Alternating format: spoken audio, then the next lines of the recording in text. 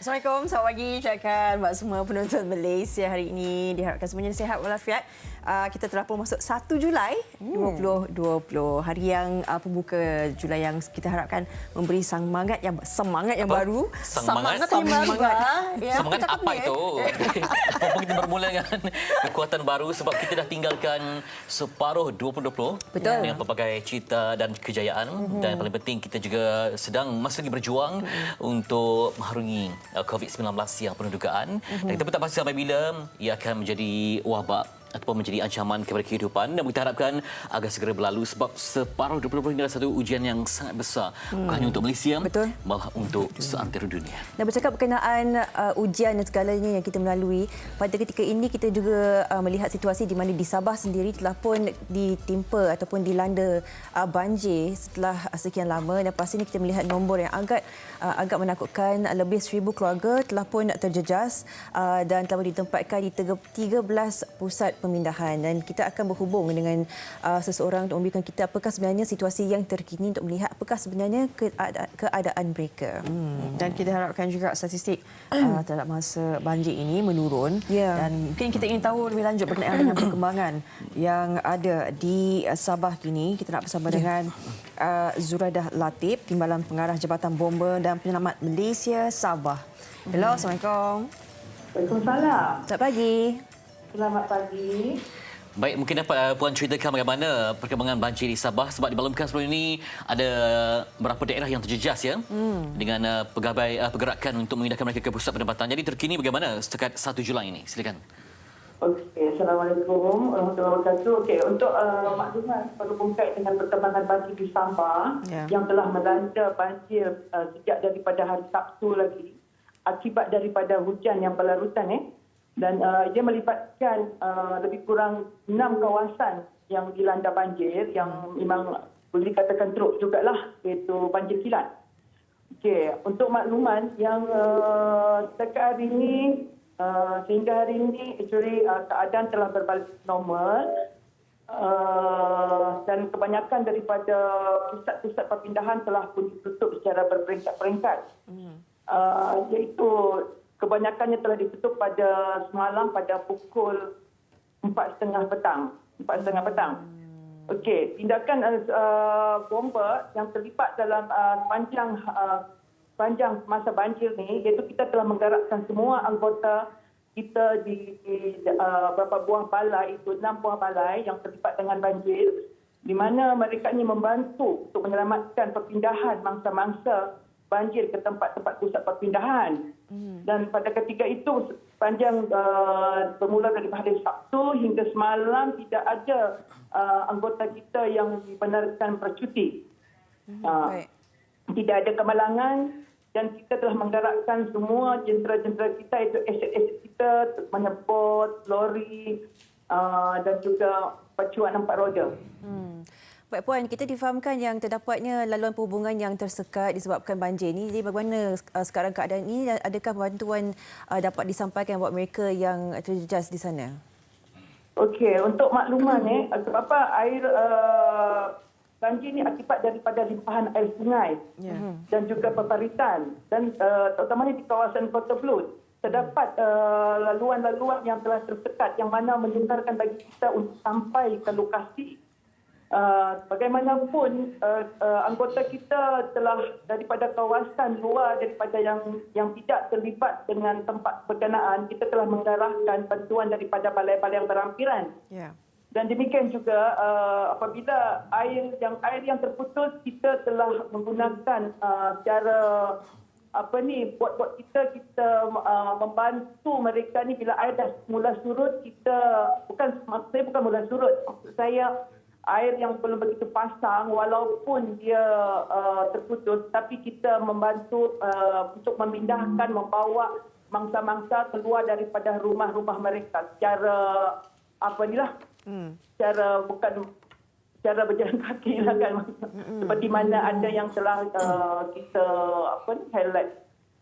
Baik. Puan, mungkin sedikit pesanan Puan lah kepada penduduk Sabah ataupun kawasan yang terjejas disebabkan oleh banjir ini. Okey, pesanan saya, kebanyakan yang menjadi masalah kita ni akibat daripada peringkat awal sebelum air mula naik, mereka ada sukar untuk berpindah. Jadi pesan daripada kita apabila mereka diarahkan bekerjasama untuk berpindah lebih awal sebelum air lebih meningkat naiklah. Itu je masalahnya akibat kita kesukaran kita nak membantu laluan-laluan yang terputus. Kena keengganan mereka untuk berpindah peringkat awal. Ya. Baik, terima kasih atas laporan diberikan pagi ini. Terima kasih Puan. Doakan yang kasih, terbaik Puan. untuk Okey, semua sama-sama. yang terjejas. Selamat menjalankan tugas juga ya. Terima kasih. Baik, itu dia Puan Zuraidah Latif, Timbalan Pengarah Jabatan Bomba dan Penyelamat Malaysia Sabah. Kita doakan yang terbaik buat mereka, saudara-saudara kita di sana. Ya. Dan ikutlah arahan seperti mana yang telah diberikan. Sebab kadang-kadang kita takut juga kalau ada segelintir yang masih berdegil, tidak ikut arahan. Itu sebenarnya membabitkan juga risiko nyawa kalian. Baik, sebenarnya kita nak ke artikel akhbar pada hari ini. Kita mulakan di berita harian terlebih dahulu, Fatri. Okey, laman utama dengan kaji kaedah bekerja dari rumah. Itu tajuk utama di berita harian. Kementerian Sumber Daya Manusia akan menjalankan kajian kaedah bekerja dari rumah WFH yang diperhatikan sebagai besar syarikat sejak Perintah Kawalan Pergerakan dilaksanakan pada 18 Mac lalu berikutan penularan wabak COVID-19. Dan kajian itu dijangka dibuat pada Oktober ini dengan memberi tumpuan kepada pelbagai pandangan pakar untuk mencari kaedah ataupun kelemahan WFH demi menjamin hak pekerja dan juga majikan. Dan kalau kita lihat kepada kelemahan, kita kurang pasti sejauh mana bekerja dari rumah akan diteruskan dalam normal baru dengan mengambil kira pandemik COVID-19. Sama ada ia relevan untuk diteruskan atau tidak, masa yang akan menentukan. Jadi ia akan mengambil sedikit masa. Antara lain, contoh yang memerlukan penelitian ialah tuntutan allowance kerja lebih masa kaki tangan yang bekerja dari rumah, yang mana perlu menitik beratkan sama ada pekerja akan menikmati faedah sama seperti kaedah bekerja di pejabat ataupun sebaliknya. Jadi kaedah dari segi kehadiran, dari segi produktiviti yang akan dinilai.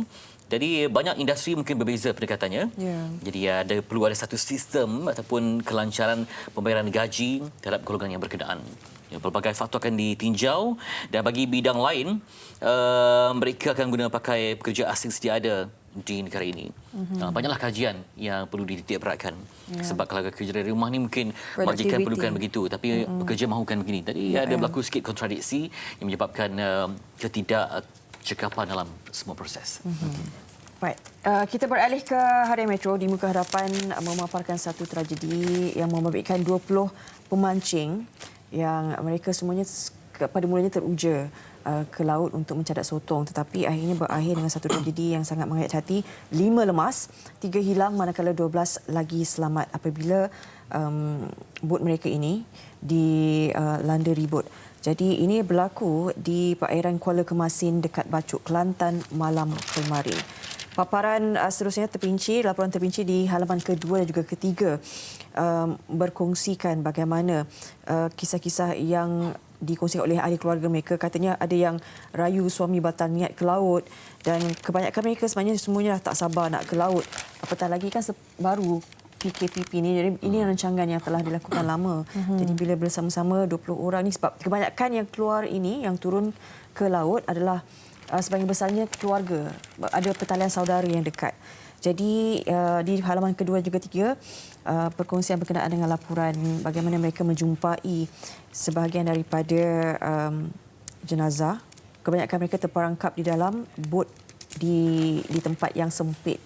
Jadi operasi masih lagi mencari masih lagi dijalankan pada hari ini dan kita harapkan, kita doakan yang terbaik buat mereka dan salam takziah juga diucapkan buat ahli keluarga. Baik. Itu yang kita di Akhbar hari ini dan pastinya kita banyak pengisian khas untuk anda. Selepas ini kita akan memulakan segmen pertama yang akan diasyarakan oleh Fariha. Pastinya kita akan berbincang berkenaan bakat muda negara. Apakah sebenarnya mungkin impak yang boleh kita lihat berkenaan dengan industri bola sepak negara, adakah terjejas dan apakah boleh kita lihat daripada segi menggalakkan lagi industri bola sepak. Tapi sebelum itu kita akan saksikan dulu berkisan ini berkenaan bagi anda peminat buah durian, anda boleh kini mencuba inovasi baru makanan yang berasaskan raja buah iaitu roti canai dan paratha. Ikuti laporannya bersama wartawan Hasif.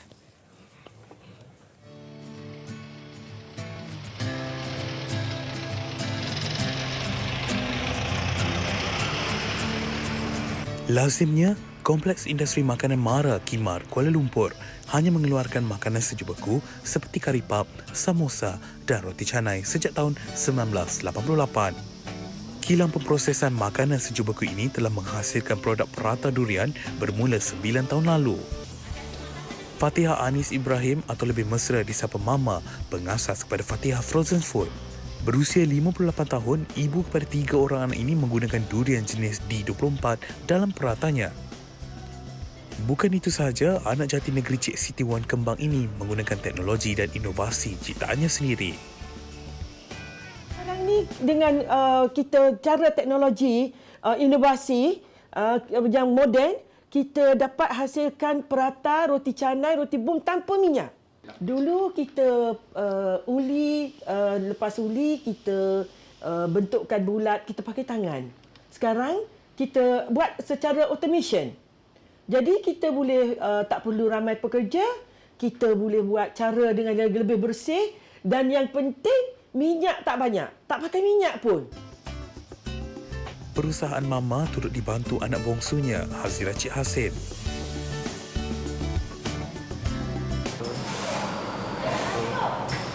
Ternyata menggunakan mesin mampu membantu dalam penghasilan prata durian ini dengan lebih mudah dan efisien. Dan menurut Kak Syam, mereka menggunakan sehingga beribu biji durian dalam satu mesin pembuatan. Okey, sini boleh, situ boleh. Rata-rata pelanggan yang hadir suka akan keunikan makanan berasaskan raja buah ini. Bukan sahaja mudah disimpan, rasa prata durian ini menjadikan mereka sebagai pelanggan tetap di sini. Prata durian ni juga mempunyai rasa yang sangat berbeza daripada prata-prata yang lain yang ada dijual daripada Fatihah Frozen. Dan juga isi durian tu boleh saya katakan sama dengan durian yang ada di pasaran lain. Buat penggemar yang makan durian, boleh juga try untuk prata durian ni sebab saya boleh rekomenkan prata ni sangat memenuhi cita rasa mereka. Daripada kenalan, memang ada kawan-kawan keluarga yang beli prata ni, diorang pun bagi dan showkan kepada saya rasa dia. Prata durian tu rasa dia macam lebih creamy, rasa durian tu harga dia berpatutan sebab murah. Orang biasa pun boleh beli. Usaha yang ditunjukkan Mama sebagai seorang pengusaha makanan sejuk beku ini wajar dijadikan contoh buat para usahawan muda untuk berjaya di masa akan datang. Baik. Kelihatan lazat utamanya mereka yang meminati durian ni. Siapa tak minat durian kan kalau orang Malaysia ni. Baik, daripada durian kita nak bercakap berkenaan dengan ini satu lagi isu yang boleh kita bawakan dan ini antara platform yang perlu diambil untuk mempercakap berkenaan dengan bakat muda negara terutamanya dalam sukan bola sepak. Dan sebelum ini kita telah digembar-gemburkan berkenaan dengan isu bagaimana bakat muda ini perlu kita ketengahkan dan bagaimana untuk mengetahui kat mana ada bakat muda ni, siapa sebenarnya yang berbakat dan perlu kita ketengahkan. Jadi kita nak berbicara lebih lanjut berkenaan dengan isu ini, bakat muda negara bersama dengan Khalid Ali, bekas pemain bola sepak profesional. Selamat pagi. Terima kasih bersama kami. Kalau kepada siapa yang tidak mengenali Khalid Ali berkenaan dengan dunia bola sepak ini, beliau merupakan antara barisan pemain negara pada dulu membawa nama negara ke kejuaraan Moskow, Olimpik Moskow 1980 dan merupakan pemain di barisan tengah posisi tengah. Bahagian tengah.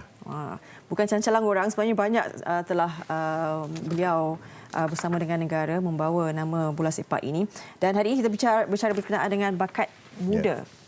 Ada juga saya terbaca berkenaan dengan bagaimana secara lantang je bersuara menegur berkenaan dengan bagaimana perlunya mereka diturun ke padang melihat sendiri ke ceruk-ceruk rantau ni ke kampung melihat anak-anak muda yang berbakat sebelum melihat kita sendiri terlepas daripada orang lain, maknanya luar negara. Ya, kita ada banyak isu tentang bakat-bakat muda ni, terutamanya sekali iaitu di sekolah di Bukit Jalil dan juga sekolah di Johor. Banyak bakat-bakat muda yang datangnya daripada sekolah ni.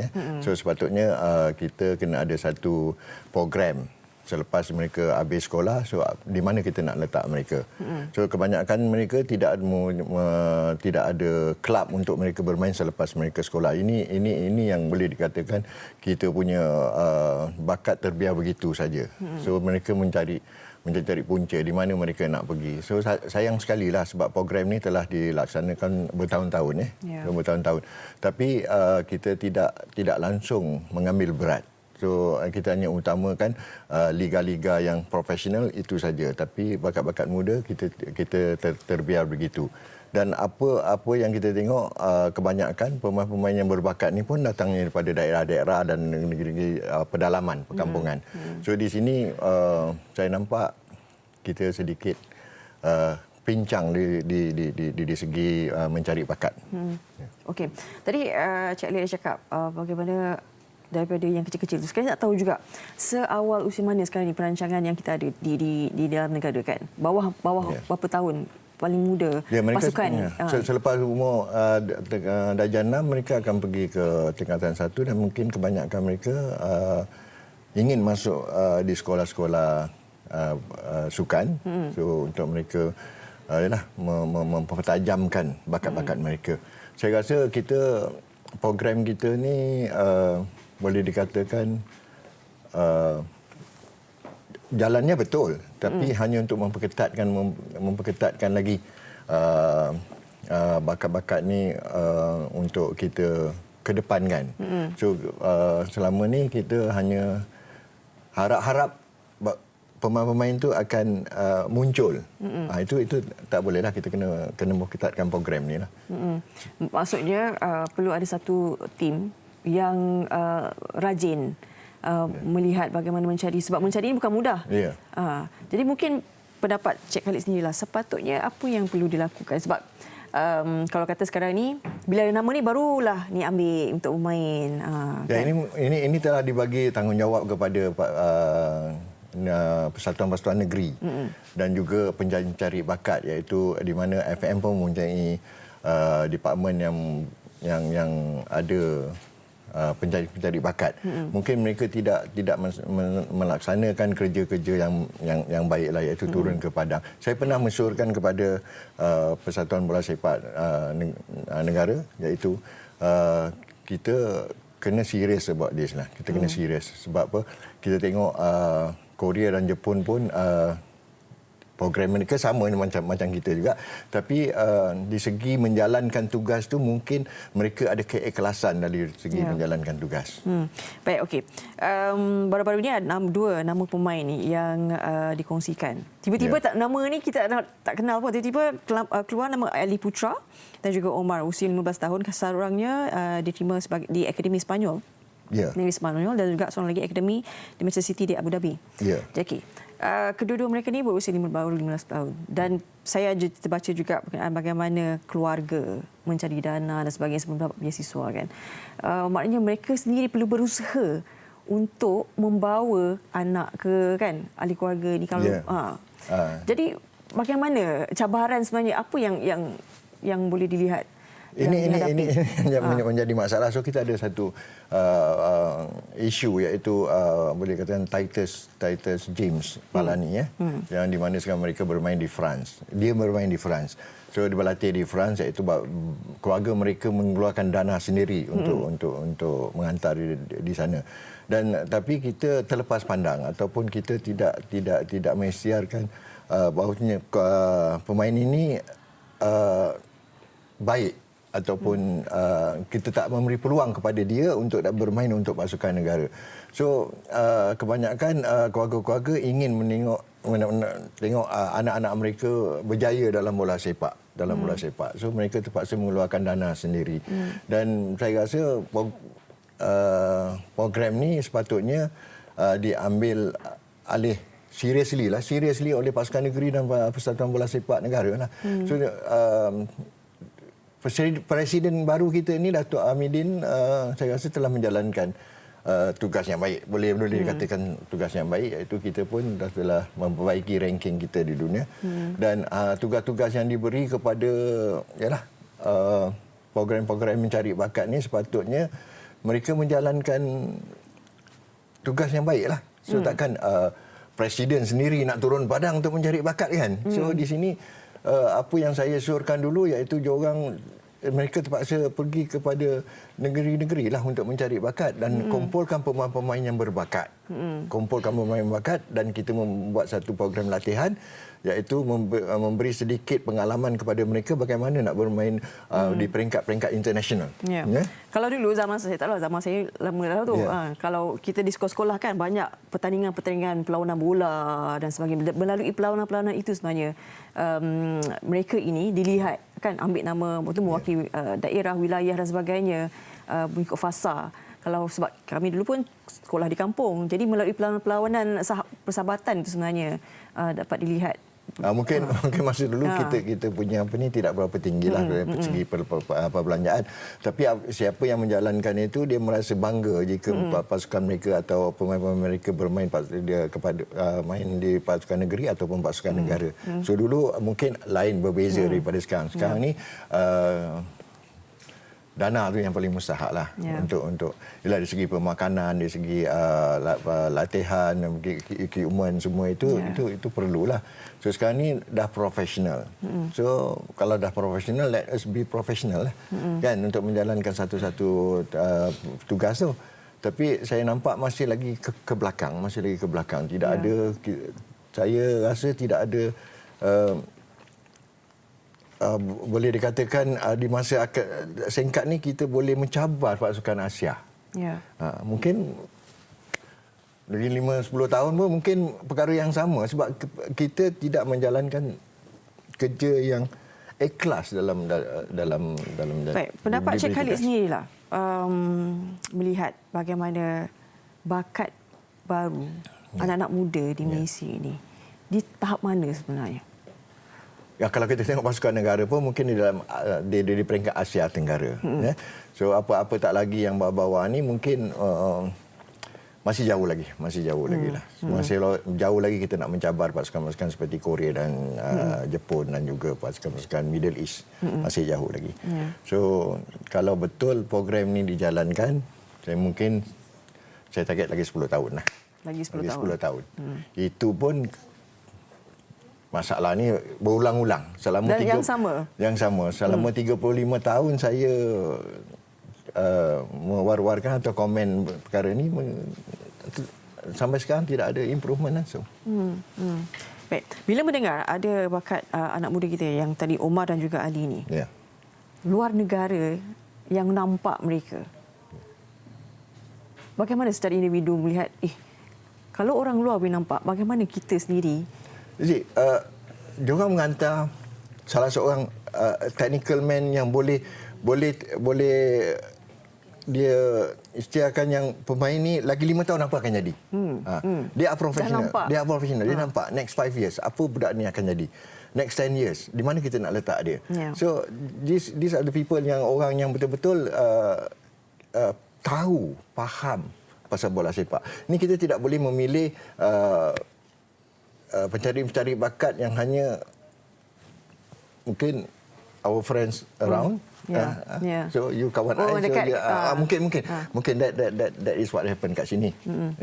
So kalau dia really honest about menjalankan tugas ni, mungkin dia mencari pencari bakat yang betul-betul teknikal. Yang betul-betul teknikal yang menjalankan. I think kalau betul-betul mereka serius about this, dalam masa terdekat ni mereka dapat mencari bakat yang baik. Masih belum terlambat. Dan mungkin apa cadangan Cik Khalid untuk melihat bahawa kita boleh keluar daripada isu ni walaupun dah kata berkali-kali juga. So saya dah hantar program, saya pun dah hantar berbincang dengan mereka. So kita kena menjalankan satu tugas dan mewar-warkan bola sepak di seluruh negeri, iaitu untuk bakat muda. Mungkin kita boleh menjalankan perlawanan ataupun pertandingan seperti Liga Piala Malaysia ataupun Super League, iaitu untuk bakat muda saja. So semua negeri iaitu daerah pun involve dalam agenda ni. So mungkin selepas mereka habis sekolah mereka boleh berbalik kepada negeri bermain dengan pasukan mungkin interdaerah katakan ataupun interstate bawah 22 tahun. So biar mereka bermain. So mungkin selepas 2-3 tahun kita boleh nampaklah bakat-bakat yang terbaik. Tapi kalau kita biarkan mereka begitu saja, saya rasa next 5 years, 10 years macam tu lah.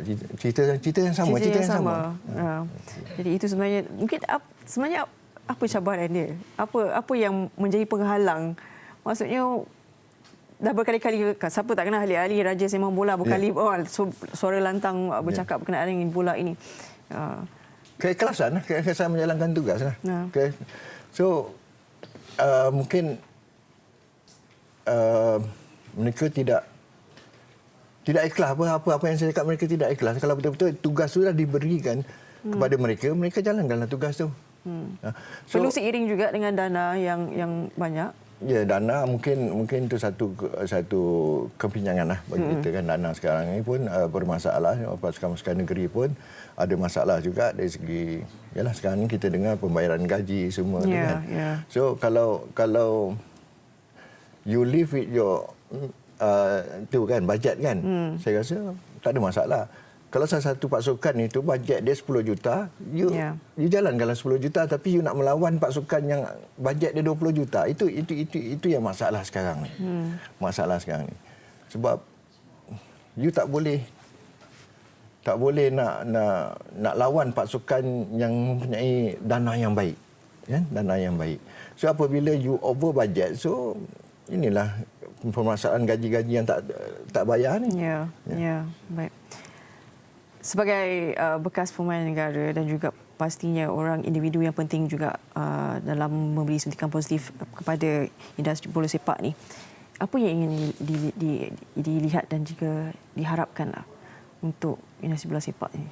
Ya, macam saya dan bekas-bekas pemain lain pun mengharapkanlah satu hari nanti pasukan negara ini akan dikurungilah oleh pasukan-pasukan seperti Jepun, Korea dan pasukan Arab Saudi dan seperti kami dulu kan. So kami adalah pasukan yang boleh dikatakan yang ditakuti lah di dalam Asia, ditakuti dalam Asia. Sebab sekarang ni saya tengok masih lagi mundur lah dari segi pemain pun masih lagi bermain dalam Asia Tenggara saja. So mereka tidak berpeluang bermain dengan pasukan-pasukan yang lebih tinggi lagi ya. So saya mengharapkanlah satu hari dengan bimbingan ataupun leadership Datuk Hamidin Presiden FM, mungkin kita akan tengok satu perubahan dalam masa, saya mengharapkan dalam masa 5 tahun ni harap-harap. Dan kita mengharapkan juga wujudnya keikhlasan yang diperkatakan itu untuk mencari bakat baru. Sebab mereka inilah sebenarnya pelapis baru. Mungkin siapa tahu mereka inilah yang membawa kembali nama Malaysia ke peringkat dunia dalam sukan bola sepak. Baik, terima kasih diucapkan Khalid Ali, bekas pemain bola sepak dalam profesional. Sihat. Saya suka tengok kalau walaupun dah berusia sekitar 60-an, ada? 64. Wow, tapi yalah, kalau hidup tenang, okeylah. Doakan moga sentiasa tenang dan sihat, alhamdulillah. Baik, sepanjang kita akan berehat seketika. Sekembalinya nanti kita akan berbicara lebih lanjut berkenaan dengan industri pelancongan. Kita nak tahu juga selepas PKP, PKPB dan PKPP ini bagaimana. Jadi semuanya selepas ini di MHI.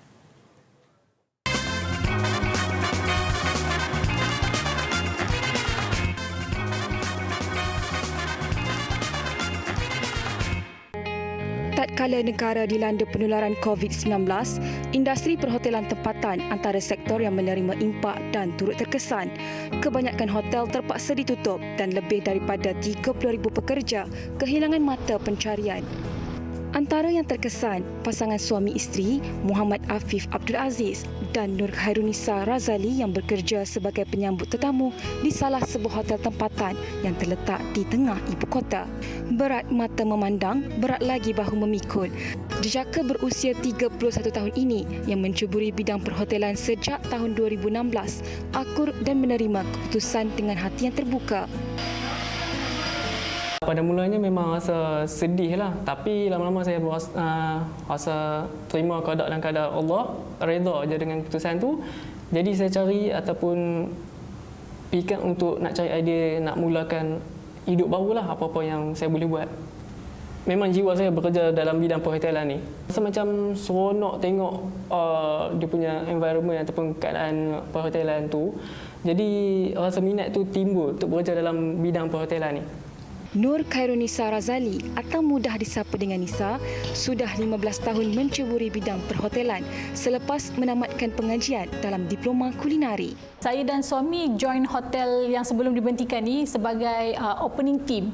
Maksudnya kami team yang pioneer, yang first team untuk buka hotel tu.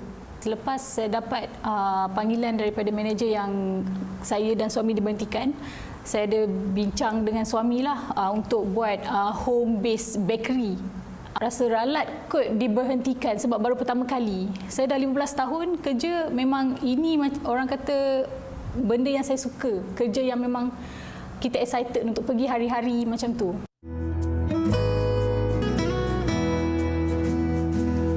Boleh letak ni? Okey.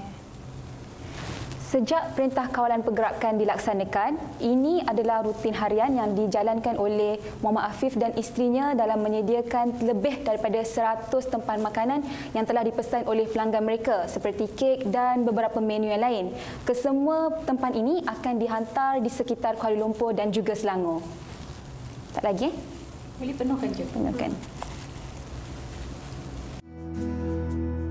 Memperoleh pendapatan purata sebanyak RM5,000 sebulan, pasangan ini berharap dapat mengembangkan lagi perniagaan mereka dengan lebih meluas. Harapan saya semoga industri perhotelan dan pelancongan Malaysia kembali seperti sedia kala. Perancangan saya mungkin nak bekerja balik dalam hotel industri. Dan pada masa yang sama saya nak kembangkan saya punya home based bakery Bake Culture KL ni. Hari ini yang available yang biasa topik kita berries. Berbekalkan semangat kental dalam jiwa, mereka percaya peluang dan harapan akan menyinari buat insan yang tidak patah sayapnya. Itulah tadi pantauan wartawan kami Najwa yang melihat antara sesuatu yang boleh kita raikan semangat juang mereka walaupun industri perhotelan pelancongan cukup terjejas, namun pasangan ini masih mencari jalan untuk kelangsungan kehidupan mereka. Ya, semua mencari jalan keluar dan juga apakah pelan kecemasan untuk menampung kehidupan, terutama yang berkeluarga dan juga ada komitmen yang tak dapat dielakkan. Dan hari ini kita nak berbincang dalam konteks dilema pengusaha hotel yang sama ada yang melibatkan yang berbintang ataupun tidak, dan juga bagaimana mereka ini mampu untuk mencari satu lagi strategi yang terbaik supaya pekerja yang sebelum ini mungkin diberhentikan dapat diserap semula ataupun ada gelombang lain yang dapat membantu dari segi pendapatan dan juga sebaliknya. Kita bersama dengan Encik Muhammad Halim American sebagai Presiden Pengusaha Hotel Malaysia. Selamat pagi. Assalamualaikum. Salam. Sihat ya? Alhamdulillah. Ya. Thank you. Baik, bagaimana penerimaan dan reaksi respon persatuan ketika diuji dengan COVID-19? Okey, memanglah keadaannya teruk. Ya, kita kena kenal pasti yang keadaan COVID-19 ini telah membawa apa orang kata sektor pelancongan dan terutamanya sektor hotel to a standstill. Langsung kita dengar kata hotel yang tutup, ada yang tutup sementara, kan? Sebab kos alirannya memang tinggi, ya. Sama ada hotel kecil atau hotel besar. So itulah sebabnya kebanyakan tuan punya hotel telah mengambil keputusan untuk tutup sementara ataupun tutup langsung, ya. Dan kita melihat sebenarnya mungkin antara hotel dah seolah-olah menjadi ghost town ataupun memang hotel berhantu orang kata, memang tak ada orang pun sekalipun, dan ramai yang cukup terjejas dengan merudumnya industri perhotelan dan pelancongan ini. Dan bagaimana Encik Halim sendiri melihat cara ataupun kebolehan kita untuk bangkit semula daripada kejatuhan ini, dan mungkin antara strategi yang boleh kita terapkan sekarang untuk memastikan kelangsungan kita pada hari yang depan? Okey, yang mustahaknya adalah pengumuman RMCO lah. Ya, inilah salah satu cara yang mesti dilakukan untuk pasti sektor perhotelan dan pelancongan bangun kembali.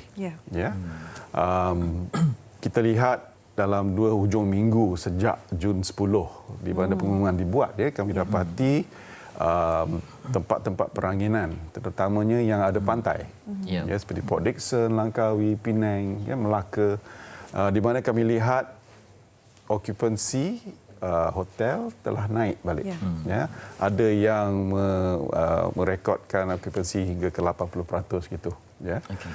Seperti di Penang, kami lihat baru-baru ni banyak big bikers, motorbike kan, big bikers ni yang adalah 3 bulan kan lock up so semuanya dah mula keluar balik dan ini semestinya akan dapat membantu sektor perhotelan.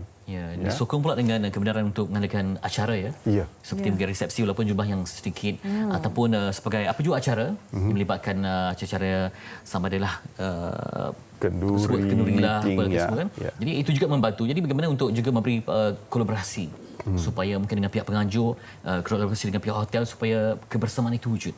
Okey, yang pertama sekalinya kami mesti memastikan yang hotel kami selamat. The confidence level untuk organisation atau organizer supaya mereka tahu yang mereka boleh mengadakan seminar atau meeting di tempat-tempat hotel kami.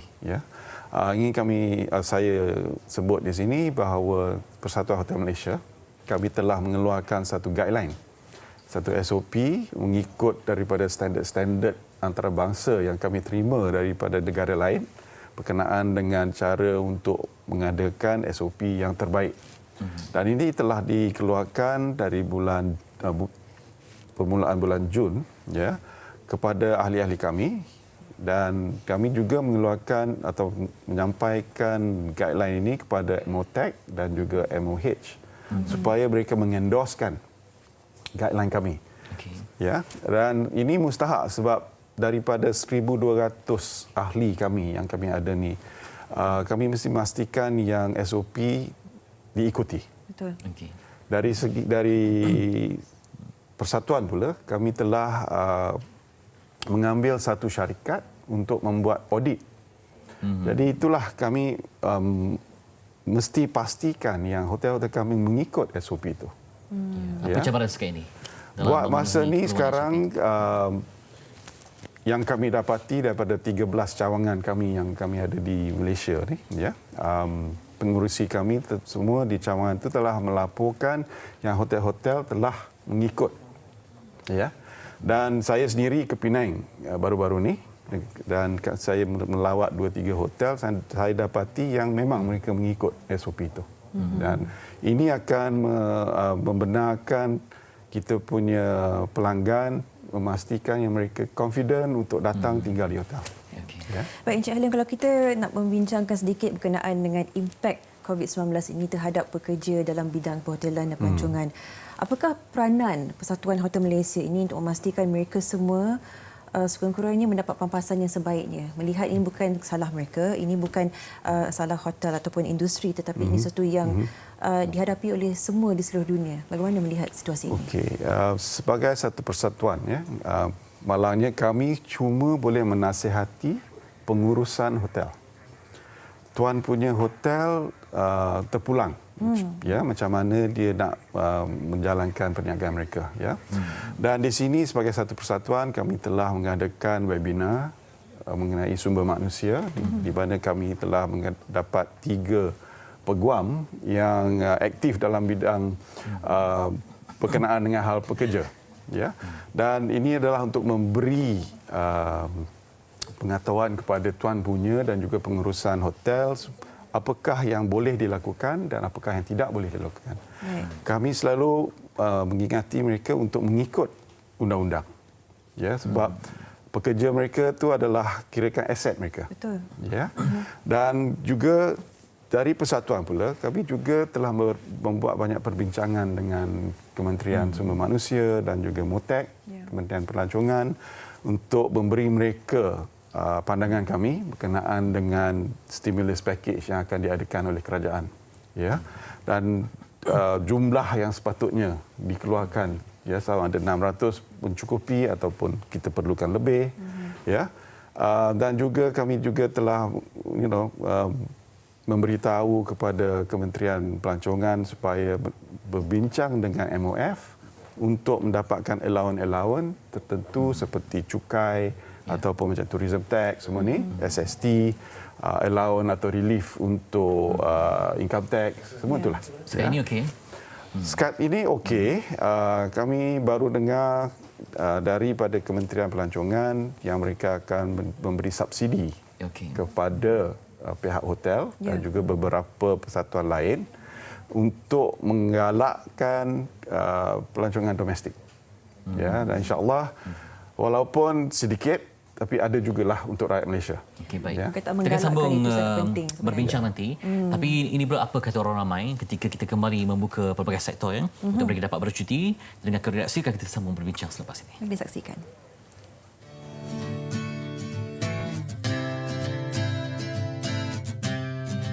Sebelum ni industri perhotelan kita memang rancak.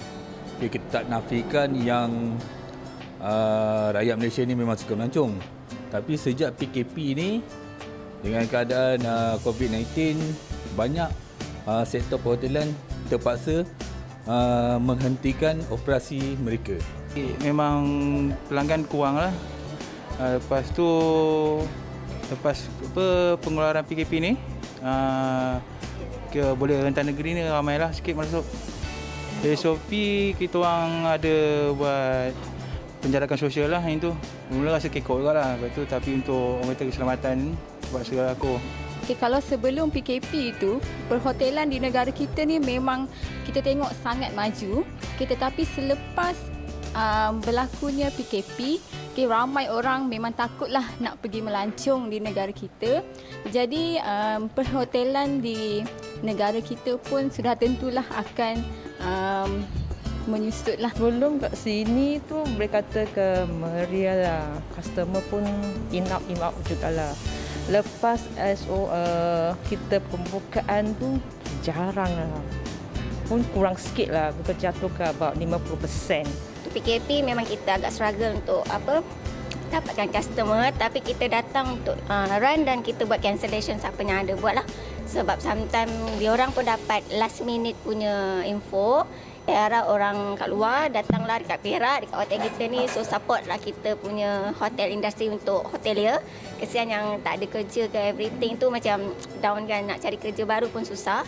So kita minta rakyat Malaysia ni just support local punya industri dulu. Backup kawan-kawan kita yang tak ada kerja. Saya tetap kena datang juga kerja sebab kami dekat front office ni memang kena mengenali untuk bahagian sistem. So bila bahagian sistem ni, so memang akan run setiap hari. So terpaksa datang untuk rerun lah. So, walaupun tak ada orang. Walaupun tak ada orang. Sebab sistem dia run, dia akan jatuh pada tarikh-tarikh seterusnya. Ke negara luar tak boleh pergi, so datanglah ke negeri-negeri yang kira banyak untuk tempat-tempat pelancongan selain daripada luar negara. So datang ramai-ramai sebab dekat sini pun banyak tempat-tempat yang boleh pergi.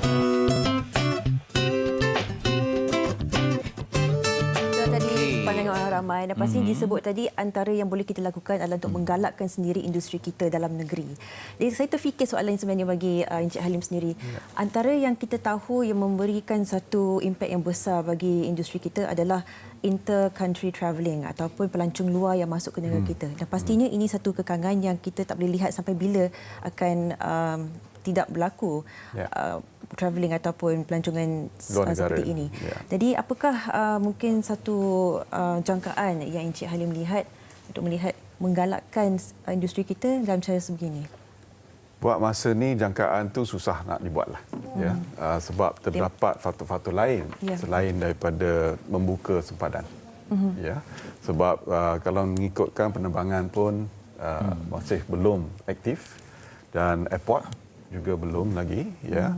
Jadi dalam rasanya lebih kurang 6 hingga 8 bulan lagi barulah kita boleh dapat international travellers, pelancong dari luar negara.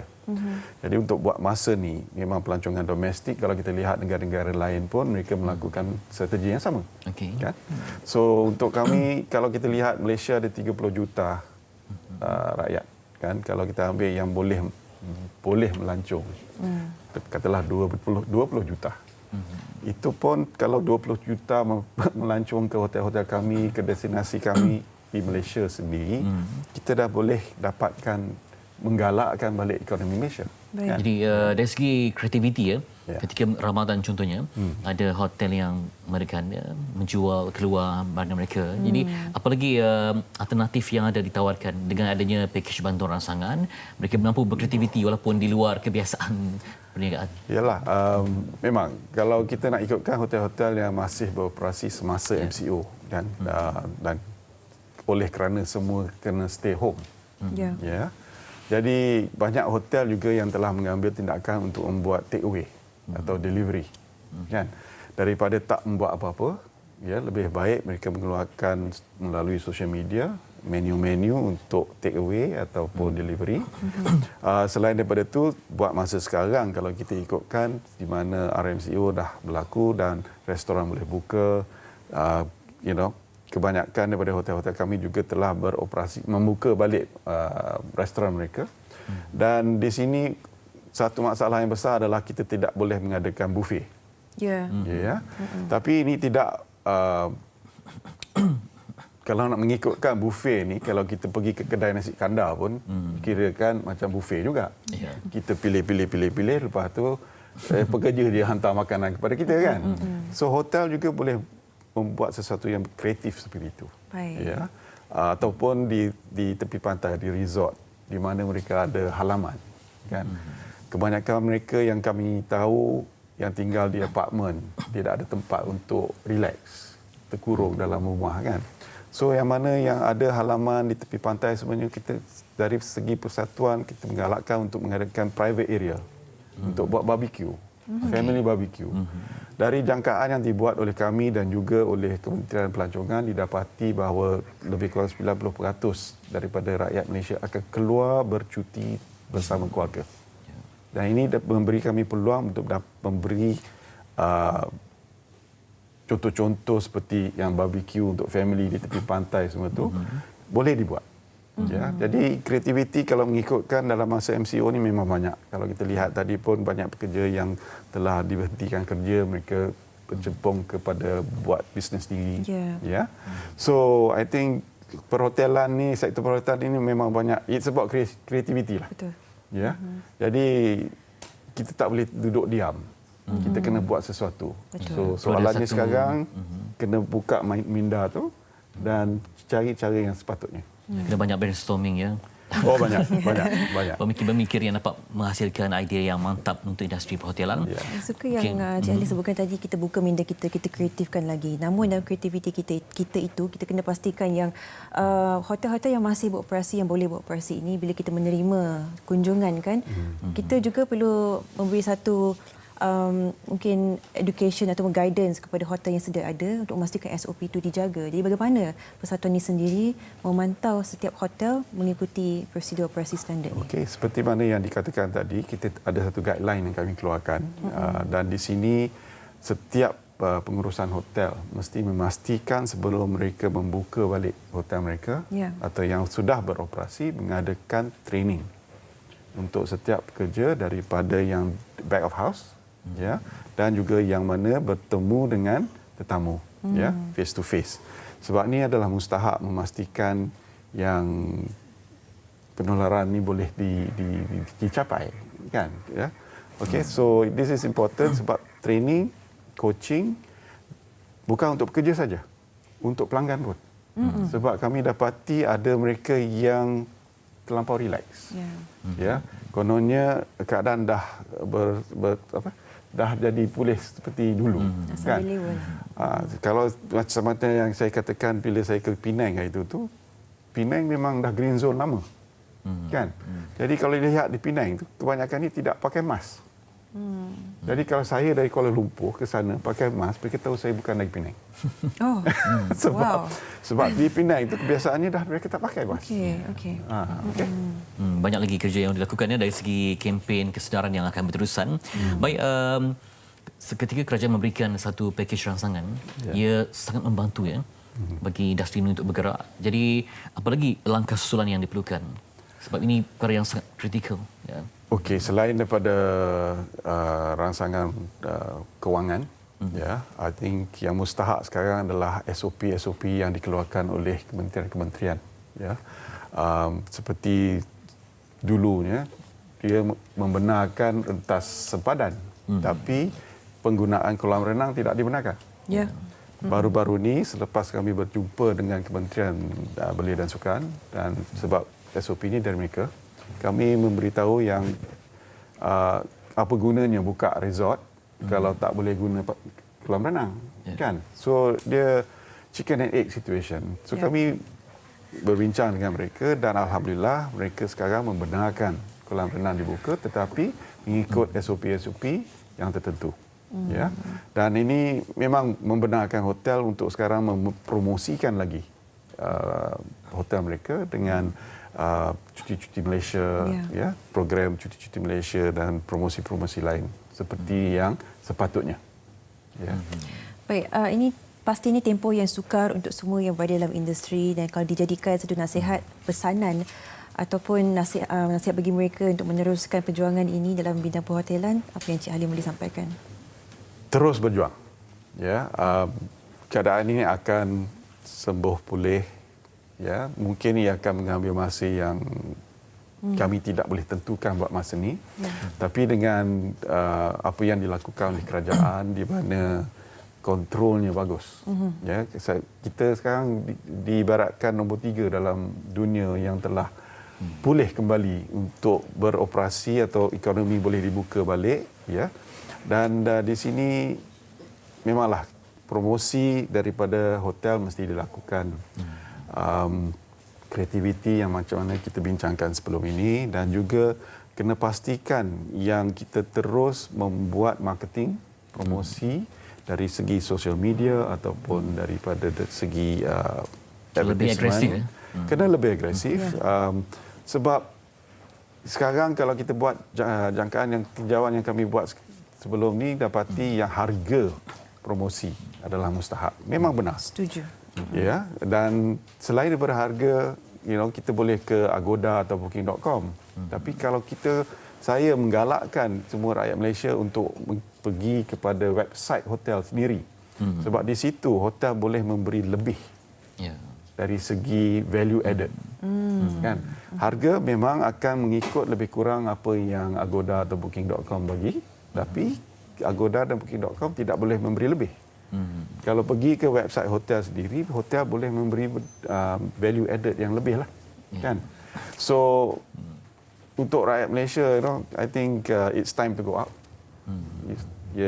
Sebab dia ada ripple effect, domino effect. Kalau hotel tak beroperasi, sektor agriculture pun akan rantaiannya akan terganggu. Betul.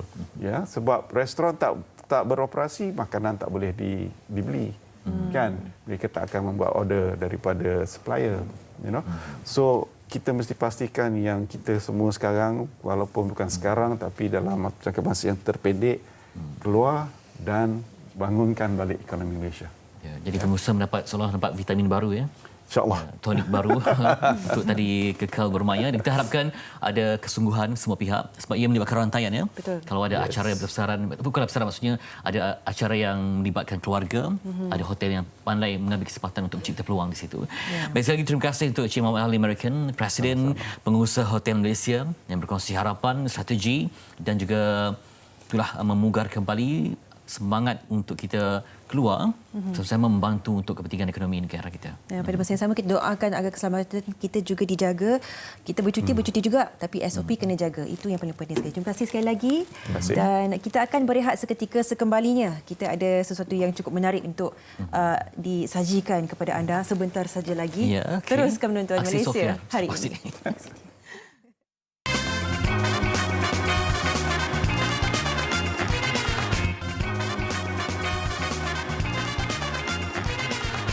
One, two, three, four. You memang sangat cute. So stop lah being so cute. You buat I hanyut. So stop lah being so freaking cute. One, two, three. Jangan buang Jangan buang apa? Jangan buang sebiar. Okay, itu yang lagu yang cukup kata famous yang diperdengarkan sampai Nora Danish. Tapi untuk anak muda lah. Kita muda lah kan? Kurang lah ya. Kurang sana sikit. Okay. Di sana. Okay. Kita bawakan ini antara yang menjadi tular kan sekarang ni, dan kita cukup bahagialah kerana kita nak panggil mereka-mereka ini bersama dengan kami. Marilah yang comel-comel tu. Hai, Assalamualaikum. Okey, disebabkan ramai korang kena jalan angkat tangan. Kita kena mari. Masuk rumah. Okey. Kenalkan. Yang paling comel. Saya Haris Azman. Saya Haris Azman. Zazman, okey. Saya Brandon dari MFMF. Saya Justin dari MFMF. Okey. Zen dari MFMF. Okey. Saya Lokabi. Ya, Lokabi. Okey, kita ke depan sikit. Majoriti Sabahan Sarawak ya? Tak. Semua KL. Semua KL. Saya KL. Oh, okey. Okey, macam mana dia? Siapa yang punya idea ni menggabungkan yang comel-comel ni? Okey, itu idea dari MFMF. Kita actually kumpulan producer. Okey. So suatu hari tengah main TikTok, jumpalah si Haris ni. Dia buat cover lagu tapi 10 saat je. Tapi catchy. So kita pun okey. Maybe can buat lagu lengkap ni. So kita pun lah contact Haris lah. Nak cerita pasal lagu tak? Kena inspire. Macam mana jadi lagu ni? First macam saya tengok Instagram, tengok ada seorang perempuan yang sangat cute kan. Sampai tak boleh nak tidur kan, makan tak kenyang, mandi tak basah apa semua. So macam so sebelum nak tidur tu macam dia tak boleh nak tidur. So macam kena buat something tau. So saya kena luahkan benda ni menjadi lagu lah kot. Awak single? Saya masa tu single. Masa tu. Adakah couple dengan tu? Kita tak tahu, nanti kita tengok. Okey, jadi masing-masing boleh memang berbakat nyanyi lah sebelum ni. Memang penyanyi. Saya bukan. Saya hanya buat video untuk YouTube. So macam memang lagu tu pun buat for fun. Memang tak tahu nak buat apa, time PKP kan, tak tahu nak buat apa. So buatlah konten kononnya untuk Instagram dan TikTok. So jadilah benda tu. Expect tak benda tu meletup? Tak expect langsung. Memang buat tu kata memang lantak post kat situ je. Memang tak ada nak expect apa-apa pun. So yang kalian bertiga memang TikTok lah. TikTokers. Bukan. Kita main TikTok for fun je. Tapi adalah account buat video sikit. Lepas tu dijodohkan dengan Loka. Okey, so prosesnya kita contact Haris dulu, kita record, lepas tu kita rasa ada macam kekurangan. So kita pun maybe kita dapat female voice in the song to add like menjadikan interesting. So kita pun contact Loka sebab kita rasa suara dia fit, the vibe dia fit lah. Bila dia approach Loka, Wawa dulu rasa macam comel tak lagu ni? Comel lah. Terus macam yes ke ataupun terus ya, sebab PKP kan tak buat apa. So, rasanya macam time tu macam ada something, and lagu ni macam betul-betul ngam lah. Masa buat recording PKP? Tak, so masa kita buat first demo, kita buat online susah, memang susah. So lepas PKP dah over sikit, dah open a bit, baru jemput Haris datang studio. Sebab pre-production semua dah siap, so masa production cepatlah laju. Macam mana? Kadang demo tu lagi kan, jadi bila dibuat betul-betul mungkin macam mana nak pastikan auranya sama, siapa yang bertindak betul. Yang tu banyak tanggungjawab on MFMF juga. That's why pre-production tu penting. So kita dah set like melody semua. Bila hari masuk really just terus recording je. Of course as first time nervous sikit kan. Yes, betul. Macam mana perasaan first time recording? Pergi toilet banyak kali lah sebab nervous. Saya bukan penyanyi kan. So dipanggil pula producer yang hebat ni. Jadi macam first tu memang tak sangka lah, tapi diorang memang magician yang tak boleh menyanyi pun boleh didengar lah suara dia macam tu. Tak ada nak cakap sedap, boleh didengar lah. Siapa yang paling sedap lelaki ni? Suara siapa yang paling sedap? Tiga-tiga ni sedap. Cubalah sikit nyanyi. Lagu lain? Lagu lain? Lagu lain apa? Lagu yang lain biasa dinyanyikan. Lagu favourite. I bukan penyanyi je. I buat demo untuk yang producer. Bila peminat Loka kan tahu bahawa lagu ni digabungkan, bagaimana respon mereka? Diorang excited. Betul-betul saya ada post dekat story juga kan, yang kata Haris ada mention dalam live dia. Tak sangka pula Loka kan. So diorang excited. Bila first time berjumpa tu macam mana? Macam mana kita? Terus ada chemistry ke ataupun music video shoot tu kan? Oh ya. First jumpa, kita orang first Time jumpa tu pun dia time nervous. buat music video lah. Nervous betul lah. Ya, Dia nervous betul. time tu. Saya di toilet banyak kali juga. awak nampak lah dia nervous. Nampak. Tapi confident hasilnya. Alhamdulillah puas hati lah. Yes. Tak sangka lah boleh hit dalam 2 million dalam 5 hari music video. Okey. Tapi adakah wanita menjadi inspirasi lagu tu, tahu bahawa lagu tu untuk dia? Pada awalnya tidak. Tapi macam dia komen lah kat situ juga. Dia cakap macam, untuk saya ke macam tu, something like that lah. Macam, alamak, macam mana dia tahu kan? Tapi macam kita pun macam, tak tahulah. Mungkinlah kot untuk awak, tak tahulah kan. Macam tu lah. Ya. Jadi sekarang? Bila resepsi? Pakcik bila persoalan ni macam tu. Ibu, nanti saya bertanya ibu tu. Tak paling penting ada usaha ya. Betul. Yang dedikasi tu yang paling penting. Yes. Lepas ni ada lagu hit lagi tak? Doa-doa lah insya-Allah.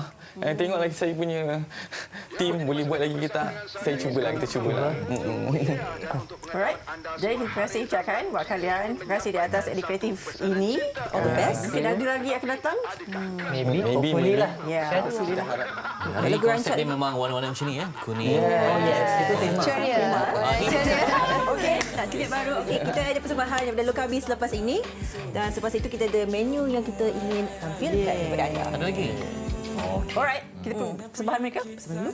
Silakan. Silakan.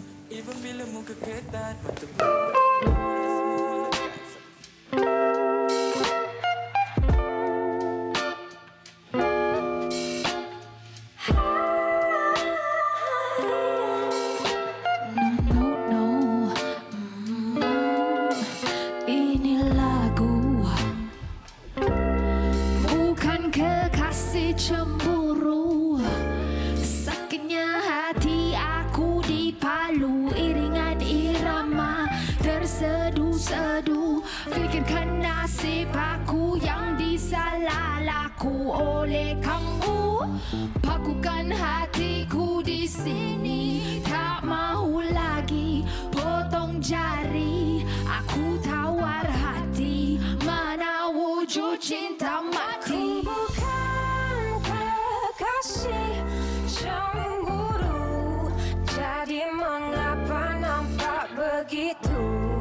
Kau punca aku menangis di penjuru.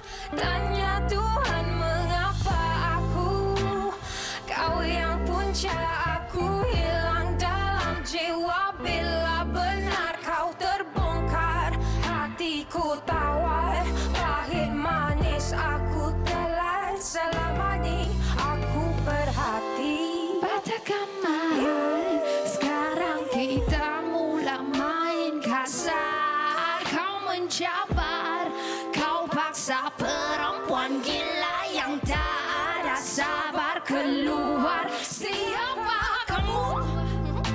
Oh baby, kau tak kenal aku tidak cemburu.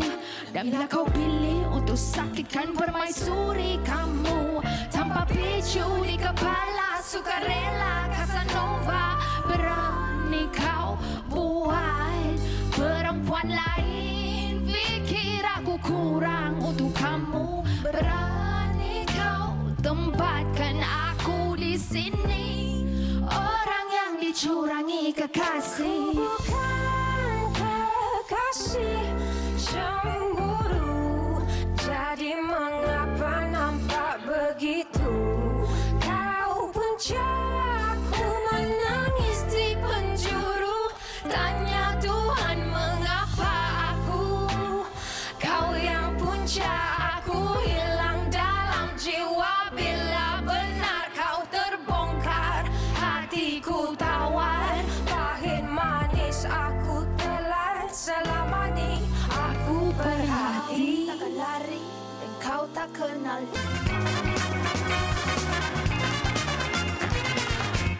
Baik, kembali semula di Malaysia hari ini. Dan kita berada di luar. Tak cakap banyak tak boleh sebab banyak makanan pun. Itu Anda dia lihat aroma sajalah menu-menu Yang ini. paling penting sekali aroma dia sangat autentik. Yes. Okey, dan kita nak bersama dengan individu yang beri warna dan perbezaan kepada cita rasa dari Kelantan. Meja bersara Saiful Anwar Mat Yajid, pemilik Meja Cafe dan isterinya. Nur Harniza Nordin. Selamat pagi. Pagi-pagi dah buat kambing kecoh liok ni. Ni nasi kerabu. Ada nama dia?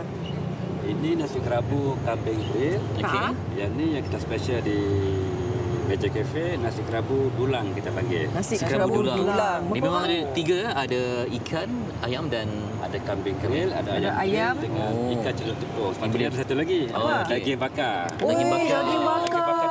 Alamak. Ini untuk apa? Untuk orang makan, eh? Daging bakar pun ada. Ini untuk orang makan. Ini untuk orang makan, ini untuk individu. Okey. Jadi sambil kita sembang-sembang pasal nasi kerabu ni, mungkin Meja dengan isteri nak tunjukkan apa hari ni? Demo apa tu? Demo apa ni? Demo gapo tu? Demo apa? Banyak demo. Demo tu sama tumis dengan sama kelapa. Oh, ni untuk nasi kerabu lah. Okey. Ini 2 ni memang mesti ada lah. Ya, ini yang sedap. Yang sedap Ini killer dia lah. sambal tumis dengan Okey. Kita buka sikit sebab nak bangkitkan aroma tu. Ini ulam-ulaman kita yang ada 7 jenis ulaman. Okay, mungkin kita boleh sambil-sambil masak tu, kita berbual-bual jugalah. Jadi ini untuk sambal tumis. Sambal. Ini sambal tumis ni? Ya, sama Di mana beroperasi? Meja Cafe di Seremban 2. Okey. Dataran Sentral, landmark dia Maidin Seremban 2. Okey. Saya ke sini boleh lah ya. Memang asal-usul memang tukang masak ke, ada pengalaman ke macam mana? Secara asasnya yang resepi ni daripada family saya lah. So yang masak ni akak saya dengan wife saya lah. Ambil masa lama tak untuk orang kata sempurnakan kambing perapnya dengan sambalnya? Sebab yelah ini kan resepi turun-temurun kan? Betul-betul. Dia macam mana tu? Berapa lama ambil masa nak completekan menu-menu ni? Dia untuk satu-satu macam sambal tumis, sambal kelapa dalam kita buat dalam kuantiti yang banyak, dia lebih kurang dalam 3 jam, 4 jam juga. Okey. Jadi dalam sehari agaknya berapa banyak yang terjual? Terjual. Boleh mencapai berapa dulang kalau dulang tu permintaannya? Bagus ya? Dulang dalam puluh-puluh lah dulang. Sebab dia agak harga juga agak tinggi. Yang penting saya tengok kreativiti lah sebab menggabungkan elemen-elemen tu kan. Biasa orang makan mungkin dengan ayam goreng, tapi kali ini berbeza sedikit. Kita gabungkan. Yang paling mencuri tumpuan. Ya. Yang paling banyak orang beli yang mana? Kambing grill. Top selling di Meja Cafe ada nasi kerabu kambing grill. Harga dia menarik tak? Harga dia sesuai dengan kambing. Sesuai lah. Okey, yang ni sambal ni memang dah ada bawang semua sekalian. Dah cukup Ini sampai macam minyak lah. Berapa banyak cili yang digunakan ni? Yang ni sampai dalam berapa gram lah, dalam sampai 500 gram. Kalau yang betul dia ada kita pakai kuali yang besar. Yang ni sama santan. Ini santan. Santan kita santan segar tapi dia dah... Oh, maknanya sambal ni pakai santan? Ya. Apa? Dia mesti kena pakai santan ke? Memang santan. Resepi dia memang santan. Apa ni? Patelarang ketika memasak. Jangan ada orang kacau ke, kena fokus ke apa? Kena fokus, jangan nyanyi kot. Ya? Jangan nyanyi kot. Jangan nyanyi. Okey. Macam okey. Itu Saya tengok ya. sambal ini tak santan. So nak tunggu pecah minyak. Pecah minyak naik bau. Naik bau. So kita taruh santan lah kot. Boleh. Biasa di sini kategori kepedasan macam mana? Permintaan pelanggan biasanya dia mahu macam mana? Sebab kita berniaga di Negeri Sembilan, kita pedaskan sikit. Tak pernah tahu kan yang sambal ni kena letak santan? Okey. Ya. Hanya ada kalau di restoran hanya jual nasi kerabu saja ataupun ada yang lain juga? Ada yang lain. Dia nampak macam nasi ulam ada ni? Ini ulam untuk nasi kerabu. Oh, tak jual nasi ulam tak? Belum lagi lah. Nasi ulam belum, kita ada nasi dagang. Okey. Nasi belauk ada? Nasi belauk belum lagi. Belum lagi. Kita fokus nasi kerabu dengan nasi dagang. Meja, apa yang menyebabkan nak wujud inovasi idea nasi kerabu ni? Sebab nasi kerabu biasanya dah biasa tu dah terlalu biasa. Ramai sangat yang macam tu. So kita cuba berbeza, tampil berbeza dengan gabungkan barat dengan Kelantan. Okey, satu lagi saya nampak ada satu senjata. Apa senjatanya? Ada. Inilah senjatanya. Okey. Jarang diguna dalam kan ini untuk memberikan satu rasa yang berbeza. Warna pun ya juga. Gula Melaka dimasukkan dalam benda yang pedas kan, jadi sangat-sangat luar biasa hasilnya. Okey, kalau macam keluarga datang, kalau datang ke kedai memang inilah yang akan disyorkan. Ini akan disyorkan. 24 orang. Ya, betul. Awal-awalnya bila perkenalkan menu nasi kerabu dengan kambing grill ni, ada tak orang cakap pelik ni kombinasi ni? Kenapa nak campur dua-dua? Ada Betul. tak macam tu? Ada. Betul. Pelik yang pelik tu yang buat ramai yang nak cuba. Okey. Jadi curious lah kira ni. Curious. Lagi satu kambing perap kita memang design ataupun reka khas untuk dia blend dengan sambal tumis. Kadang tak masuk kan? Takut kalau perapan yang lain dia tak masuk dengan tumis dengan sambal kelapa. Berapa kali eksperimen sebelum pertemuan ini berjaya?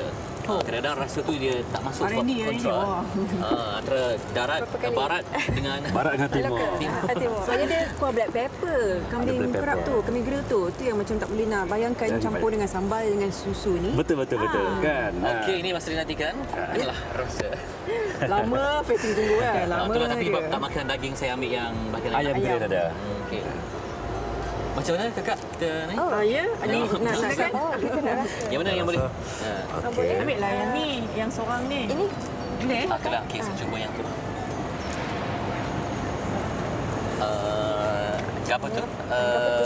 Sudu. Saya gerak tengok ikan goreng tu. Ikan goreng boleh cuba. Saya nak cuba apa Saya dulu ni kita gabung. Dua yang tradisional, dua yang moden. Nak saya pegangkan ke? Tak apa. Kita boleh letak di sini. Okay, Farha, kita kongsilah dulang tu. Awak dan saya.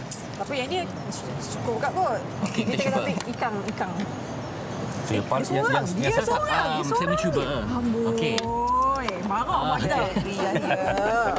Tak ingat orang. Kena bandingkan ikutkan kena gaul kan? Kena gaul. Tapi sambal dulu. Nak rasa sambal tu sebenarnya. Ini yang sedap sambal tumis dia. Sambal tu yang kita. Ekspresi. Lamanya dah pengen tahu. Sedap. Kan lama dah tak kita. Sedap ke sedap? Sedap.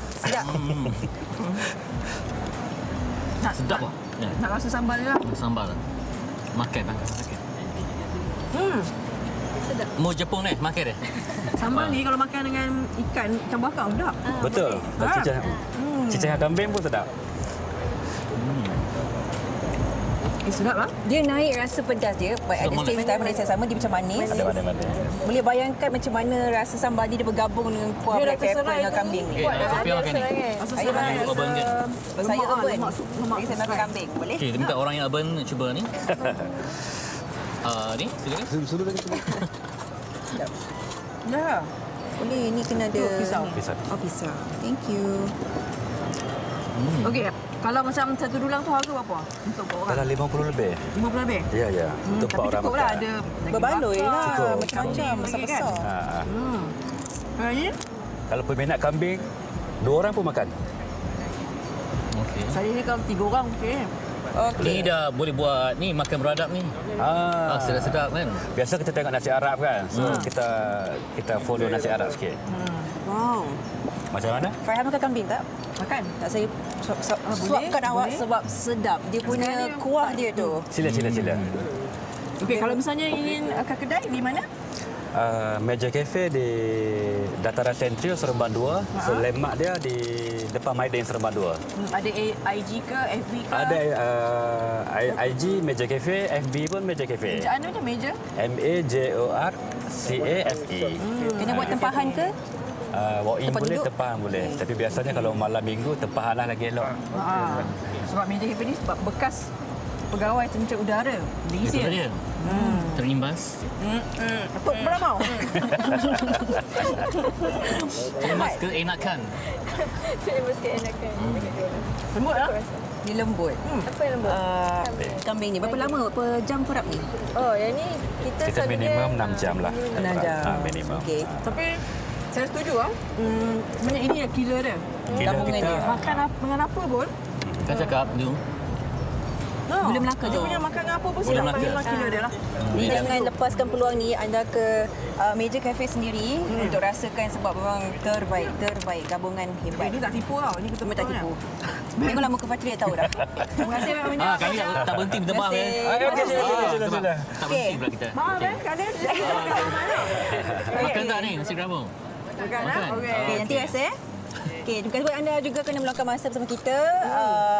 Lepas ni kita ada persembahan pula. Ya, daripada yang comel-comel belaka. Cute tu. Terima kasih kepada kalian, jaga diri ya. Hidup ibarat nasi gerabung lah.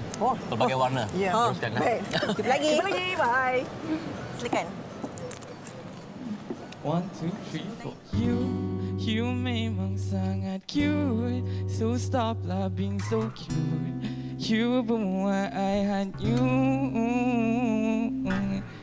Kenapa you cute sangat?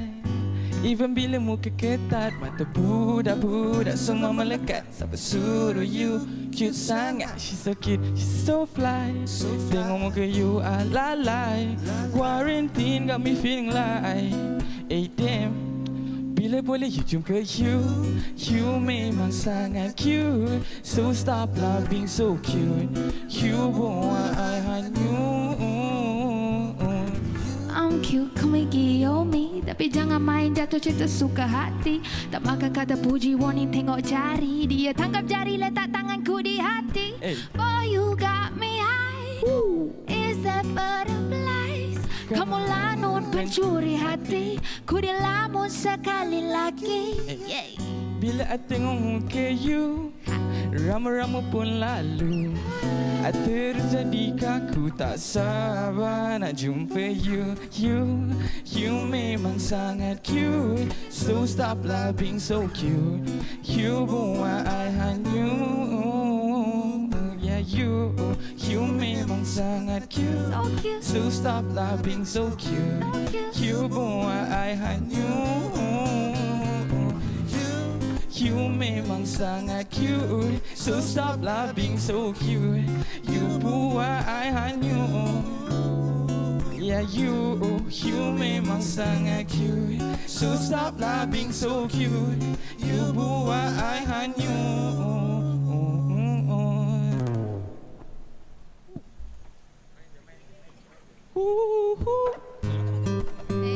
Boleh makan itu yang kita tunggu.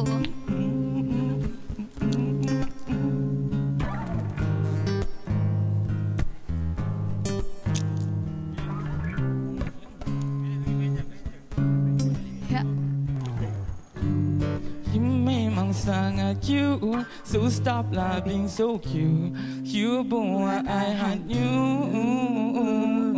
You memang sangat cute, so stop lah being so cute. You buat I hanyut. Hey. Yeah.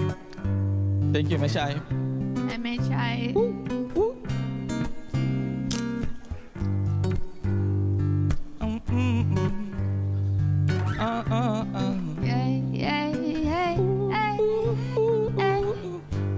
You memang sangat cute, so stop lah. You buat I hanyut. Yeah, you memang sangat cute, so stop lah being so cute. You buat I hanyut.